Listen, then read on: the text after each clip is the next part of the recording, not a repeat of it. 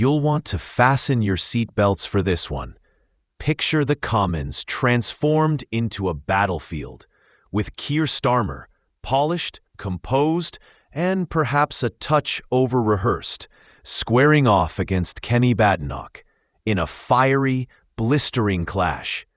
It begins with pensions, but quickly spirals into a war of words over taxes, Birmingham's rubbish-strewn streets, and promises hanging by a thread.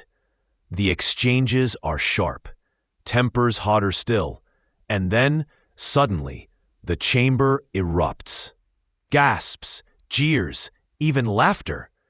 But what exactly triggered that explosive finale?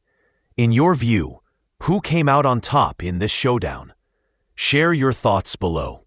Did you know over 95% of our viewers aren't subscribed? Subscribing is free and helps us create more great content. Hit subscribe now and join our community. Over 98% of you watch without subscribing. It costs nothing, but it makes a world of difference to us. Clicked it? Brilliant. Thank you.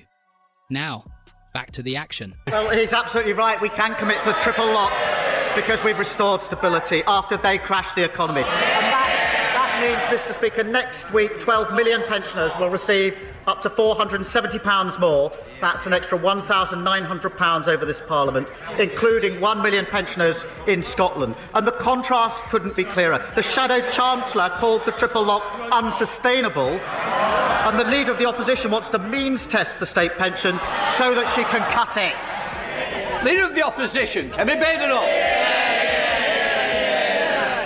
Mr. Speaker, the triple lock was a Conservative policy. Yeah. Rather than...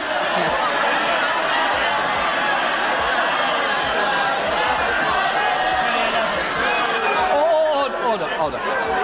I know... You was inadvertently said. Carry on, Lee. Rather than the Prime Minister congratulating himself for what we did, why don't we talk about what he's doing? From Sunday, Labour's jobs tax will mean many British businesses face a terrible choice: to cut wages, put up prices, or sack their staff. What is the Prime Minister's advice to those businesses? Well, Mr. Speaker, she says the triple lock was Conservative policy. It was once thought to be the party of sound finances, but they blew all of that. Mr. Speaker, she asked what we're doing. We're clearing up the mess that they left. We're dealing with global instability, and we recognise the pressures that are bearing down on businesses and individuals and working people. That's why we're rolling up our sleeves. And yesterday, Mr. Speaker, I was pleased to announce the national living wage increasing by £1,400. That's a pay rise for millions of workers.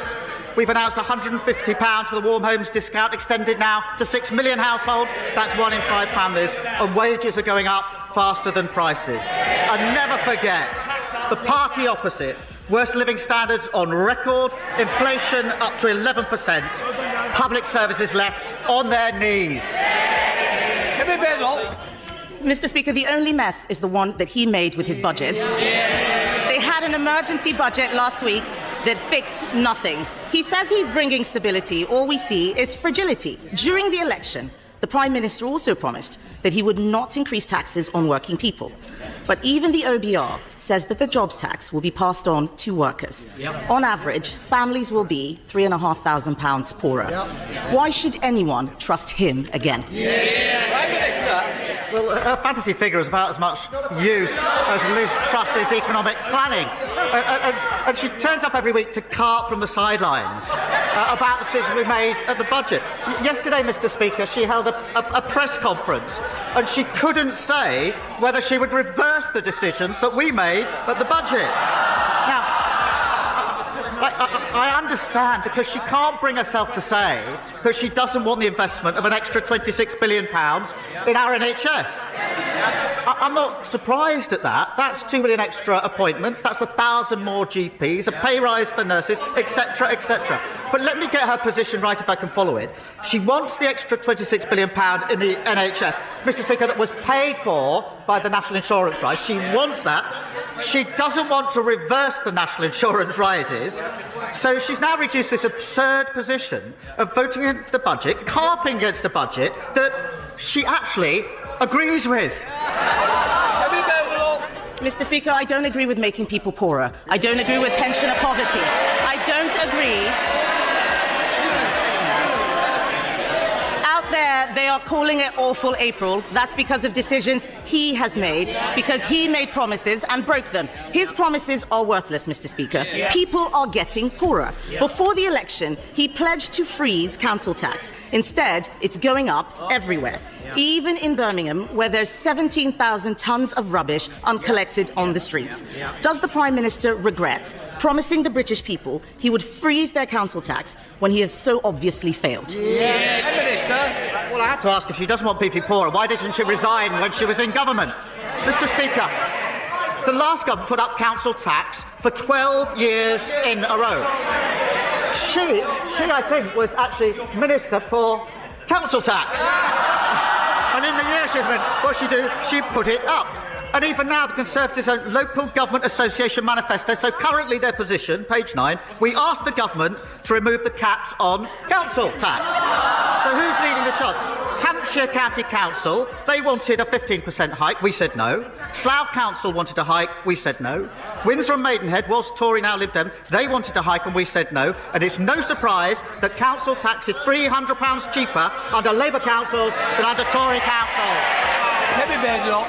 Mr. Speaker, he doesn't want to talk about Birmingham, and that's because he knows the situation. So I'll say it again. 17,000 tons of rubbish on Birmingham streets. Normally, a state of emergency is called for natural disasters, not Labour ones. His policies have left our economy dangerously fragile. The Chancellor, once again, left herself no room for manoeuvre. Economic experts, real economists, say she will either have to break her fiscal rules or put up taxes. Which will it be? Prime Minister. I think she must have picked up the script she was using a few weeks ago. Because it was only then she was saying, in the spring statement, you're going to put up taxes. But look, Mr. Speaker, in relation to the situation in Birmingham, it is completely unacceptable. I fully support the Council in declaring it a major incident to resolve the situation, and we'll put in whatever additional support is needed. But when the party opposite was in government, we lost more days to strike action than in any year since the 1980s. NHS workers were on the picket line, not on the front line, and that sent waiting lists through the roof, so we'll take no lectures on industrial harmony from them. Mr. Speaker, the whole House would have heard that he didn't say whether or not he could keep his fiscal rules. That means that it's either that or putting up taxes. 9 months ago, we left Labour the fastest growing economy in the G7. We did. And I remember watching his MPs laughing at their first destructive budget. They've had another one that has made our economy dangerously vulnerable. The Bank of England says his policies have pushed up the cost of living for families. Does he disagree with the bank, or does he accept his policies mean higher bills? Prime Minister. Mr. Speaker, she must be the only... Don't forget to like, comment, and subscribe to Next UK, your go-to for real stories and sharp analysis.